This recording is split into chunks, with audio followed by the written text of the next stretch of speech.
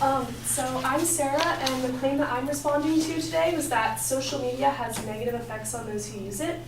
And my opponent's secondary claims were that 1, social media causes you to lose privacy, 2, it causes a lack of social skills, and 3, it negatively affects the mental health of the users. So I'm here to tell you that social media has little effect on those who use it. And I'll support this by saying that 1, social media sites have further regulated their privacy, 2, people actually make and keep friends more easily with social media, and 3, social media sites actually strengthen the mental health of the users.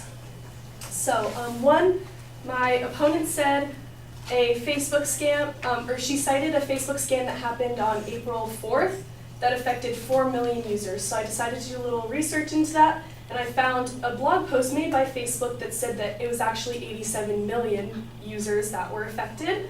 And anyway, since that incident, Facebook has tightened their security system, and according to an interview in Forbes magazine with Facebook's chief technology officer, they're further regulating third-party apps, and that's how people infiltrated into the users' profiles.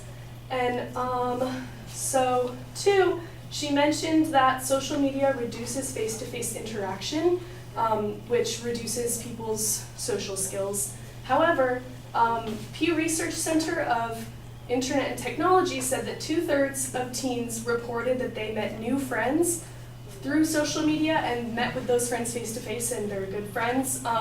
Another 62% of teens reported that they use social media to stay in touch with new friends and use it as a way to contact them. So they met someone at an event or a party or something through school, and the way that they can communicate with them easily is actually through social media, so that helps them meet face-to-face. And 83% of those teens say that social media makes them feel more connected to their friends' lives.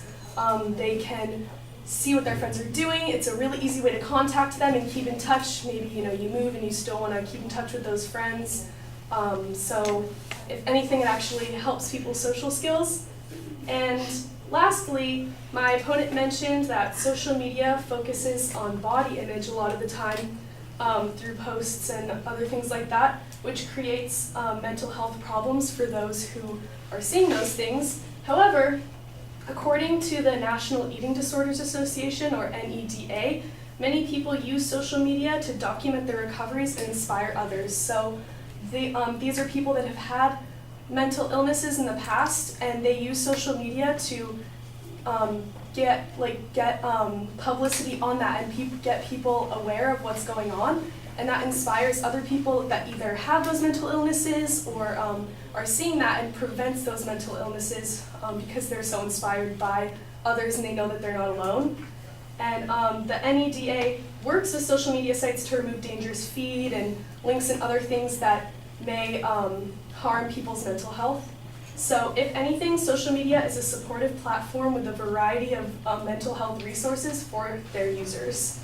So in conclusion, I'm refuting the claim that social media has negative effects on those who use it by supporting the fact that social media has little effects on its users. And I supported that by saying 1, social media sites have further regulated their privacy policies, 2, people actually make and keep friends more easily with social media, and 3, social media sites actually strengthen mental health. Thank you.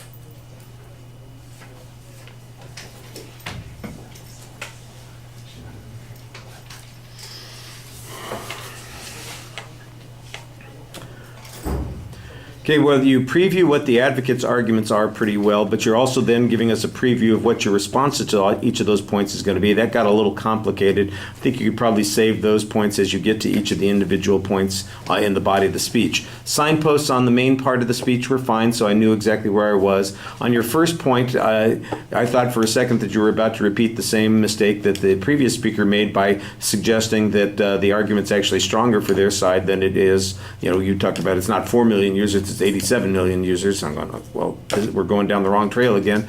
Your response, the next piece of information, though, is that Facebook is, in fact, attempting to tighten security on their sites. That's okay. That's a good generic response there. I don't think that it denies that there are privacy issues online. I don't remember what the advocate's evidence on the threat to privacy was and how significant it was. Your answer here seems to be just particular to that one Facebook issue, and I don't remember if the advocate's argument was any more extensive than that. If this was going on simultaneously, like in the debates, it would be a little bit easier to tell whether or not your argument was completely responsive. You basically have a counterclaim on the second point, which is that social media increases the ability of people to develop friendships and keep those friendships going, and I think you do a very good job developing that counterclaim. There's not really any discussion of what the advocate's argument was on that point except a label of what their claim was, so I don't have any way to contrast the evidence that you've used versus the argument that the advocate presented, but I do think that you have a pretty good piece of information there. I do remember it seemed to me like there was some argument about social skills, but unless we're only measuring social skills by the number of people that we interact with, we haven't really talked about that particular issue. On the third point, on body image, I did like the idea that people use social media to counter these body image issues. That seems like it's pretty good. Again, I don't remember what the advocate's evidence was and how strong it was in comparison. Your response seems to be that, well, it can be used for good too. It's like, if only they would use their services for good instead of evil. Well, it can be used for good too. Okay, but I don't know on balance whether it has a greater impact in one direction or the other. Did the advocate provide any reason to believe that it was substantial and significant? Do you provide any reason to believe that it is important? You kind of suggest that that this organization also tries to review sites and make suggestions and recommendations. I don't know anything about how that works. So they tell Facebook, hey, all these models that are posting on here could be destructive to people's mental health. Could you take them off Facebook? Facebook does that. I don't know what that means. It's a little bit vague as to what it is that the NEDA does that is going to help regulate these kinds of sites. That's a little problematic. I thought the summary was pretty good. Like I said, I think there needs to be more direct confrontation of the advocate's evidence and reasoning. All right, thank you.